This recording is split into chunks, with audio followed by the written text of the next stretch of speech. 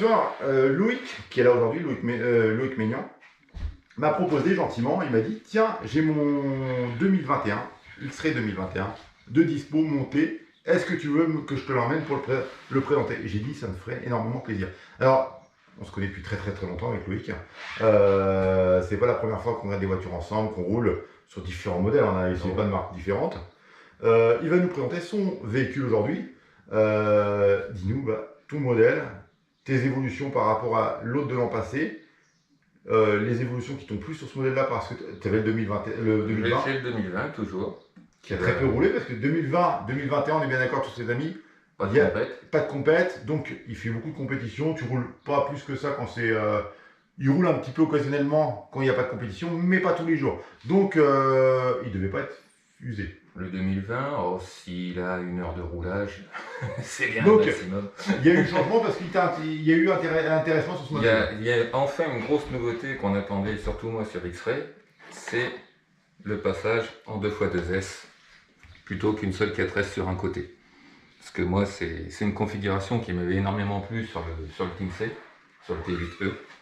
Et... complètement, ouais. Je pense que c'est un équilibre. D'une façon, par rapport à ce que j'ai discuté avec Quechaud, on va dire, on va pas me donner de nom plus que ça, mais avec Quechaud, avec deux trucs, l'électrique, comme il est un petit chouïa plus lourd que le thermique, il va falloir jouer sur les masses, il va falloir jouer sur l'équipe de la voiture pour la rendre encore plus performante. Et comme c'est très facile de travailler dessus, avec les shorties, avec plein de possibilités, donc c'est un gros point positif. Et d'une façon, toutes les marques basculent là-dessus. Hein, donc vas-y, je te laisse continuer. Alors c'est vrai que quand tu parles de shorties, ils ont prévu un adaptateur pour pouvoir monter des shorties dessus, soit en avant, soit en arrière. Moi j'ai gardé des acus classiques parce que il m'en reste plein. Donc il faut les consommer. Donc il faut les consommer. Hein. Celles-là, bon, c'était les premières, celles qui marchaient bien. Donc il m'en reste encore 3-4 packs, donc j'ai dit je reste là-dessus. Et quand j'ai vu qu'en 2021, il sortait en 2x2, je dis bon, cette fois c'est sûr, on reste. On va rester dessus. Donc ça veut dire que tu as l'option de mettre des shorties à l'avenir, ça risque d'arriver. Oui, quand celles-ci vont mourir petit à petit, tu parles, on rééquipera sûrement en shorty, parce que maintenant en shorty, on arrive sur des capacités qui te permettent de rouler avec un 1/8. Avec un 6000 mAh, je tiens les 10 minutes facilement. Donc avec un 5005. En moyenne, c'est 5005. Donc voilà, donc 5005, 6000, ça passe. Sachant que maintenant en compétition, le high voltage est autorisé. Voilà, donc le high voltage, pour vous donner une ordre d'idée, c'est que logiquement une 2S, on va partir de la 2S puisqu'on est sur de la 2S, mais en 14 v 8 ça se fait aussi en HV. Du coup ça augmente le voltage. Donc au lieu d'être en 14 v 8, vous êtes en 15 v 7. Et au lieu d'être en 7 v 4, on est en 7 v 6. Si on fait l'addition, ça revient à les deux réunis à 15 v 6 toujours. Donc on a plus de voltage, donc tu as besoin de moins d'ampérage pour avoir la puissance. Un peu moins d'ampérage et puis surtout on a un peu plus de violence au niveau de la queue. Oui, c'est ça, j'en ai un jeu qu'on a testé le week-end dernier et ça marche bien. On voit la différence quand même. Il n'y a pas grand chose, mais ça se sent. Le seul truc, donc, comme j'expliquais à Yann, c'est que d'origine, donc on peut le monter soit en 4S d'un côté, soit en 2x2, toutes les pièces sont fournies, il n'y a pas de souci. Le seul souci, c'est que quand on monte comme ça, il n'y a pas de boîte pour mettre le récepteur. Le récepteur est prévu pour être collé ici au double face. Double face ici. Donc en fait, ce qu'a fait Loïc, c'est que tu t'es bricolé pour pouvoir mettre la boîte radio. En fait, j'ai réutilisé la boîte radio qui est fournie quand on monte en 4S, avec les petits plots qui sont fournis pour monter la platine radio du 4S. Et j'ai juste bricolé les deux petits adaptateurs qui sont là pour avoir une boîte qui ferme. Parce que un récepteur qui tient avec du double face, bon, avec les intempéries, voilà. La poussière, les intempéries, parce que le double face peut décoller, comme il peut super bien tenir, on est bien d'accord. Mais en tout terrain, on sait qu'il peut tout arriver. Donc autant, et puis c'est souvent quand ça marche le mieux qu'il se décolle. C'est jamais quand tu es derrière, toujours quand tu es devant, ou aux avant-postes que c'est là qu'il va partir. Donc sachant qu'on maintenant sur toutes les pistes, on a des tables américaines, il y a plusieurs sauts dans la piste, donc la voiture elle a énormément de choc et de vibrations, donc il faut mieux essayer de tenir toutes les pièces. Donc ensuite en amélioration, bon, j'ai changé toute la visserie d'origine, j'ai pris un petit kit visserie. S-Works Titane. Voilà. On dit les marques, hein, nous on s'en fout. C'est juste que ça tient mieux dans le temps. Bon, c'est doré, c'est joli, mais c'est surtout que ça vieillit beaucoup mieux que le kit visserie d'origine. Les têtes de vis tiennent mieux. Ouais. qu'au bout, quand on le démonte 2-3 fois, le régime ça va bien, mais comme c'est des voitures qui vieillissent très bien, quand on le démonte au bout de 20 fois, la visserie fatigue. Donc là, on a pris les devants. Donc, contrairement à d'autres voitures que je vous présente habituellement, on est sur la voiture très haut de gamme. Donc, on est platine carbone. Platine carbone un peu partout. On est évidemment sur les supports d'amortisseurs, les tourelles. Il y a des gens qui vont nous dire, oh, elle est aussi fine qu'un NXT. Donc, elle est aussi fine qu'un NXT. Et en fait, pas du tout. C'est de l'alu 70-75, hyper traité. Ça bouge pas. Ça bouge pas du tout. Ça ne bouge pas. Vous pouvez prendre des gros chocs, des réceptions sur le toit. Non, ça se tord pas.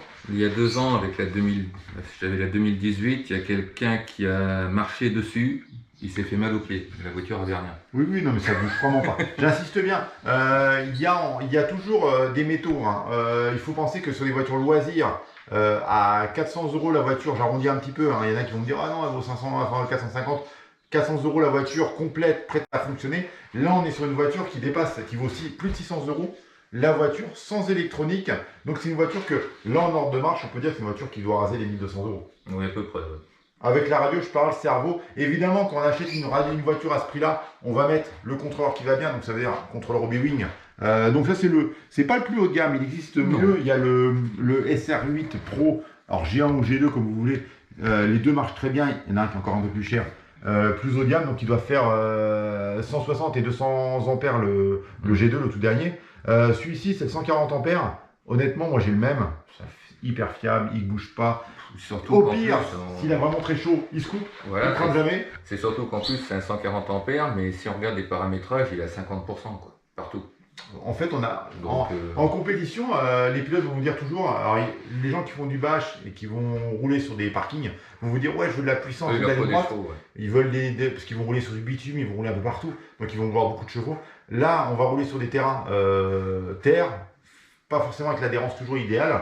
Parce qu'on met de la chaux, on met pas même par terre, on met de la chaux, c'est compacté à mort. Il y a énormément de reprises, énormément d'appels de saut et très peu de lignes droites.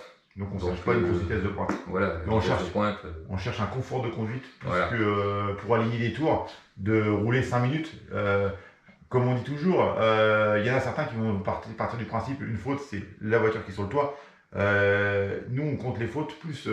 On est sorti de trajectoire, on compte déjà une faute. Pour vous donner une ordre d'idée en compétition, comment ça marche.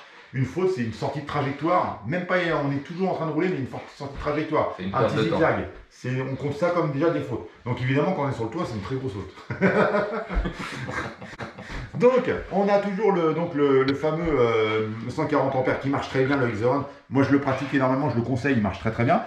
Petit moteur SW Line qui marche très bien aussi. Oui. Les accus, ça marche. Il n'y a pas de souci, c'est du basique.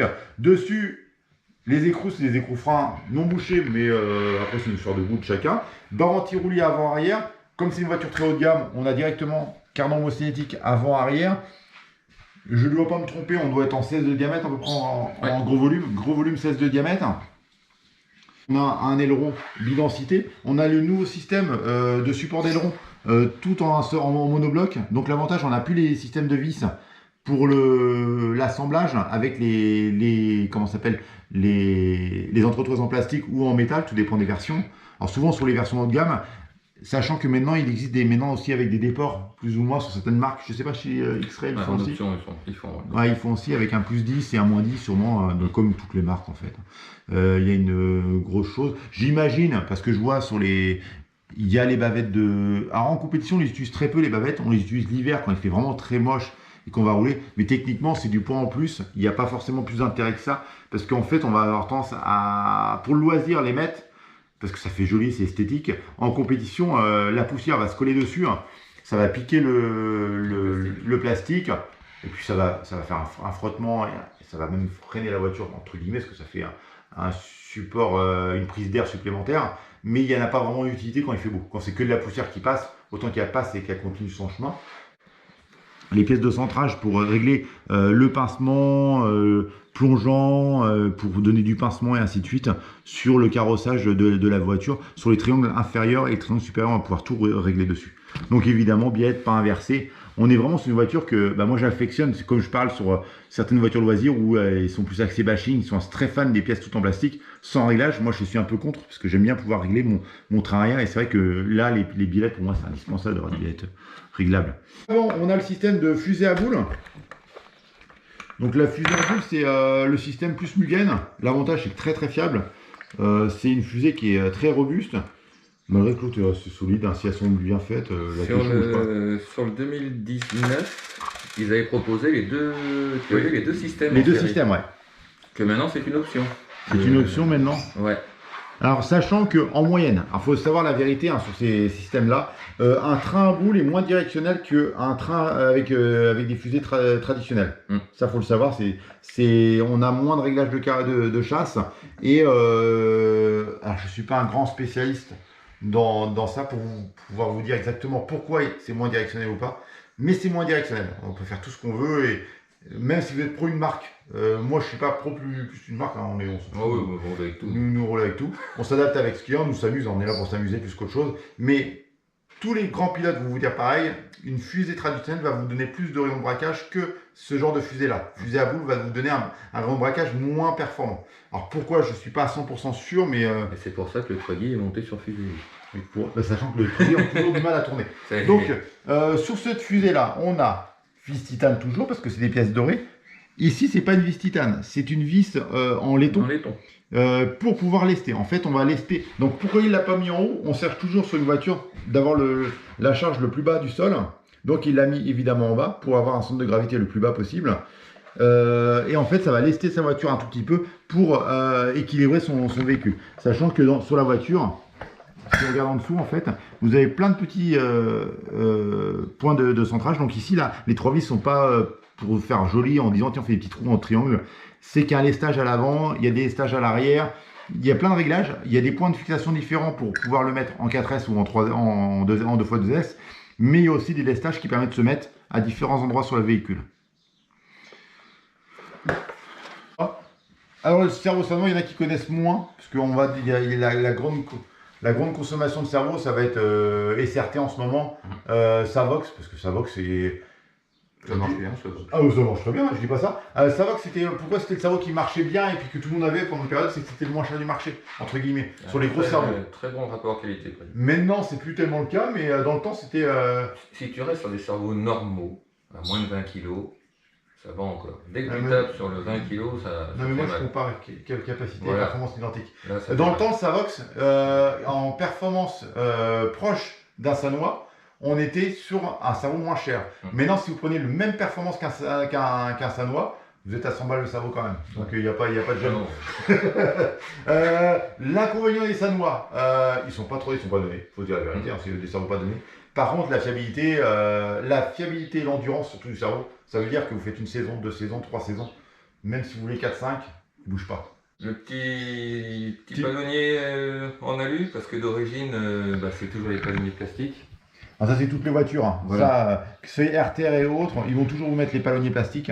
Ça c'est Alors il faut savoir que techniquement sur ces voitures-là, il n'y a pas besoin de s'embêter avec un palonnier plastique parce que il n'a pas l'utilité de faire sauve-cerveau. C'est pas son job. Le sauve-cerveau est toujours placé à cet endroit-là où on va avoir un système de ressort qui va être débrayé, qui est assez sympa je trouve au niveau visuel. Sur celui-ci, il est vraiment bien caréné. Et en fait, on le voit vraiment ici. Alors, je sais pas si j'aurais réussi à vous le faire fonctionner parce que si je devrais y arriver.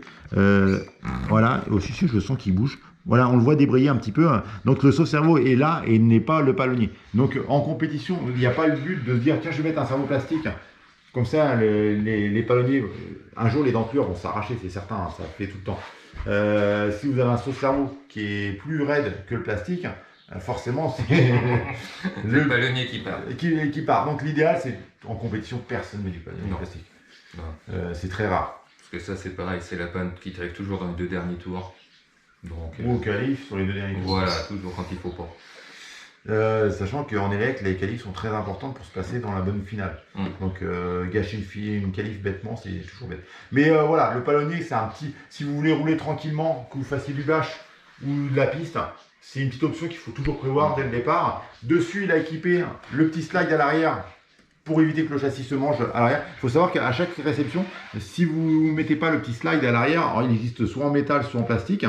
Les deux sont très bien, il n'y a pas de souci. Hein. À force, il va creuser le métal, à force des réceptions. Le châssis va frotter un tout petit peu sur certaines réceptions. On va manger le châssis là et puis la barre. Et puis on va creuser aussi un petit peu au niveau du diff. Et à force, on va voir la feuille de métal qui va commencer à fragiliser, voire fendiller s'il est très usé le châssis. Voilà. Donc on a une carrosserie qui a été faite par vente à Podia, c'est ça? Ouais. Nous avons qui est très joli, franchement très joli. Avec le petit logo Loïc Maignan. Très belle finition, très belle déco. Alors ça c'est des couleurs depuis tout le temps. Depuis tout le temps, oui. Oui, un billet foyer, un petit liseré jaune en plus. Et, voilà. Et là il n'y a pas, mais vraiment très joli moi je trouve. Vraiment très belle auto. Moi je te propose c'est qu'on aille faire un petit test maintenant grandeur nature sur la piste. Qu'on aille la rayer un petit peu. Elle est toute neuve, c'est ses premiers tours de roue. Donc on verra si ça marche pas mal. Les premiers ressentis du pilote après les quelques tours de piste. Je vous dis à tout de suite sur la piste les amis. Nous voilà sur le circuit, donc on a Loïc en haut pour le pilotage, prêt à faire feu. La voiture prête à faire feu.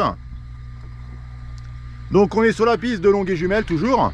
On va faire quelques tours maintenant pour vous donner les premières impressions de la voiture, ses performances et le ressenti par rapport à la 2020 et puis par rapport à d'autres modèles qu'on a habituellement roulés déjà.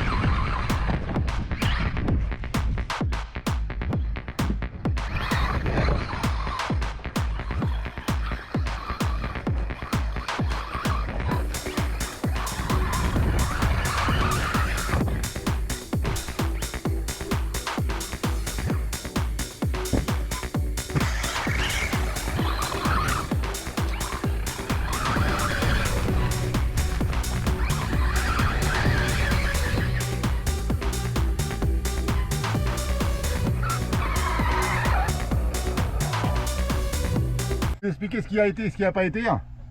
Dans l'ensemble, c'était plutôt bon. Pendant la vidéo, on a changé les pneus. Les pneus avant, sur un des pneus, c'est décollé. Tes impressions, parce que moi, j'ai pas essayé le véhicule, donc on va parler surtout sur tes impressions à toi. Moi, visuellement, l'impression au sol, j'ai trouvé que l'amortissement a l'air d'être plutôt super bien dessus. L'amortissement est terrible. On en avait déjà parlé ensemble, la longueur des amortisseurs joue beaucoup. Hein. Plus on a un débattement important des amortisseurs, plus on va avoir un amortissement de bonne qualité en fait. Après, facilité de conduite, c'est... Par rapport au 2020, toi tu vois une grosse différence? Par rapport au 2020, il y a une différence, par rapport au 2019 surtout.